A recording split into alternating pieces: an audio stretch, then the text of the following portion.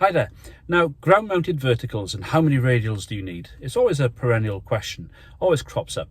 And people have different views in it. You often hear people say, well, you've got to put down as many as you can never have too many. And to an extent, that's true. But how many can we really get away with using? The go-to guy for this sort of thing is Rudy Seven's N6LF, who's done several studies. And what he's done, he's looked at predominantly a quarter wave vertical for 40 meters, but also other lengths of verticals too for that frequency. I think 7.2 megahertz. And he looked at the impedance, feed impedance, but also the gain at almost around 2 wavelengths from the antenna at around a 5-degree elevation. Now, he's produced a wealth of data, and I've really enjoyed wading through it. Now, let me just show you a graph that he produced, and I've just added one or two things to it as well, just to highlight one or two of the things that he looked at. So here we go. Now, the graph itself, if you can see that along the bottom, on the x-axis, shows the number of radials added. Now, for Rudy, 0 would be effectively a single ground stake. On the left axis, the y-axis going upwards, you've got the signal improvement from 0 to 6 dB. Now, what I've got undone here, I've got added 3 colours, red, blue and green, along each line.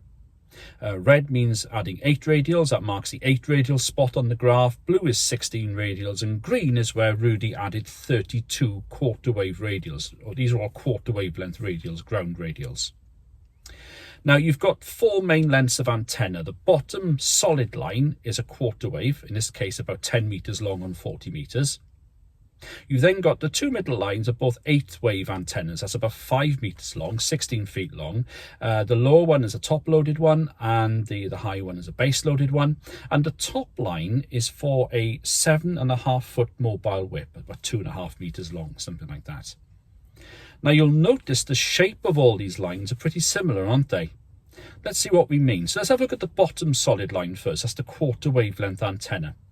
Now, Rudy found, if you look at the first red blob at the bottom there, that's where he's added 8 radials. And the increase in gain there is about 1.6 dB. He then added, if we go to 16 radials, the blue blob, moving up that line, that's when we go from 1.6 to 2.1 dB. So we've added half a dB by doubling the amount of radials. If we then look at the green blob along that same line, that's 32 radials added, then the increase in gain is now 2.4 dB. So effectively what we've done from going from 8 to 32 radials, we've barely increased by a single dB. Now, that increase, or maybe lack of it, is actually quite striking, isn't it? We've gone from 8 to 32 quarter wavelength ground radials. Now, if you spend a whole day putting 32 or 320 meters worth of radials into the ground, you'd expect to see a lot of return. You barely see a dB, and that's for a quarter wavelength antenna. Now, if we look perhaps at the very top line, that's for the 7.5 foot long mobile whip. And again, we see a similar shape. Notice that when we start adding radials, though, that the increase in gain is more marked. So that top line with the red blob, look, when we add 8 radials, we increase it to somewhere, I think it's somewhere around 4 dB. If we then add the blue blob at 16 radials, we go up to just around 5 dB. And in the green blob with 32 radials is somewhere around 5.5 dB.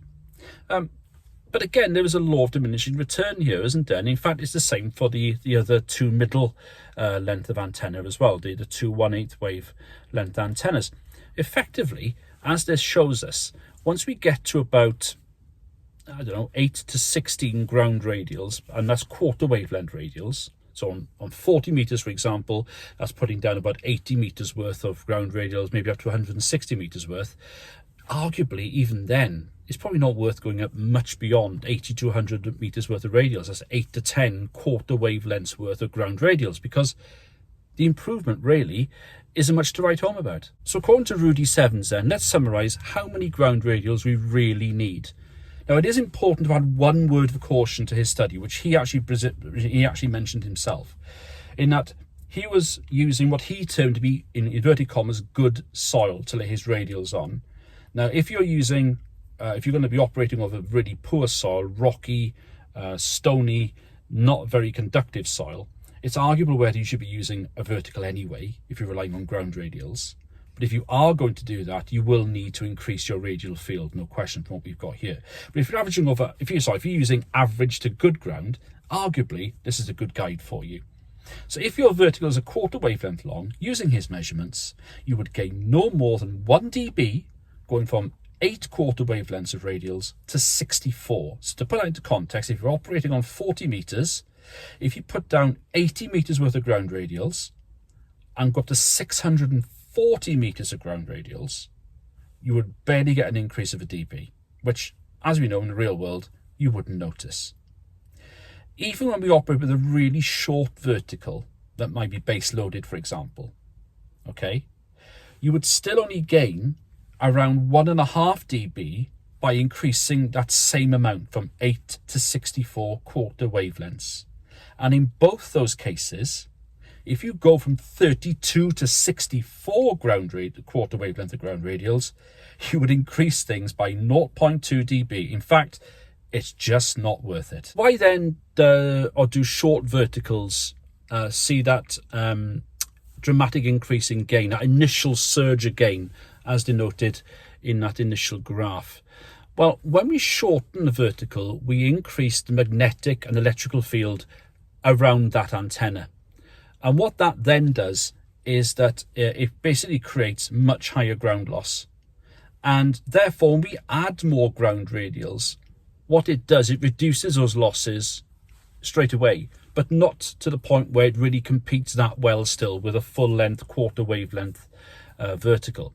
So effectively, there is a bigger gap to fill, which is easily filled, if you like, by increasing the amount of radials around that short vertical. But even so, because the vertical is still quite short, its radiation resistance is quite low. So we're still seeing an antenna which is likely not to perform that well compared with a quarter wave with a similar amount of ground radials. Nonetheless, we can improve the performance of our short vertical by adding those ground radials down. It goes without saying, the more ground radials you can put down around a short vertical, and by short we mean shorter than a quarter wave, especially if it's gone down to about an 1/8 wave long, then clearly you're going to improve the performance of the antenna. By how much? Not by as much as you probably think, but it will close the gap a small bit between that antenna, the short one, and a full size sort of quarter wavelength vertical with a similar amount of ground radials down. One final thing of interest maybe is if we go back to our quarter wavelength vertical even, you'd think, wouldn't you, when you add more wire to the antenna system, in this case ground radials, when you add more wire to an antenna, you intuitively think the antenna is longer and therefore will be resonant or is provided with a better match at a lower frequency. Not the same with verticals. What we're doing is when we add more radials to the ground system, we actually shorten electrically the antenna, which goes against a lot of what you're sort of brought up to think about there. If we look at this graph actually that Rudy produced, you can see, look, along the bottom again, you've got a number of radials, but this time on the y-axis going up, you've got the resonant frequency. And when he was down to 0 radials, that single ground stake, the antenna, which is a quarter wave on 40 meters, was resonant at just under 6.9 megahertz. By the time he'd added, say, let's have a look, 16 ground radials, it was resonant at just above 7.1 megahertz. Funnily enough, if we look back again at the graph, we can see that we've actually got a very similar sort of curve, haven't we, to the impact that radials have on gain. That sort of diminishing return in terms of change after we get to about, 32 radials. Very interesting. I suppose the soil would detune the radials and impact on feed point on the feed point impedance. But interesting, isn't it? If you add more wire to the system, the antenna effectively becomes shorter rather than longer. So there we are. Ground-mounted verticals and radials. It's a can of worms, but I think Rudy Sevens's study really has shed a lot of light on that. If you want to click subscribe, by the way, there's a chance for you to click up there. And if you want to click on some more videos, there'll be a link up there for you. Thanks for watching, and catch you again on another one. Take care. Bye-bye.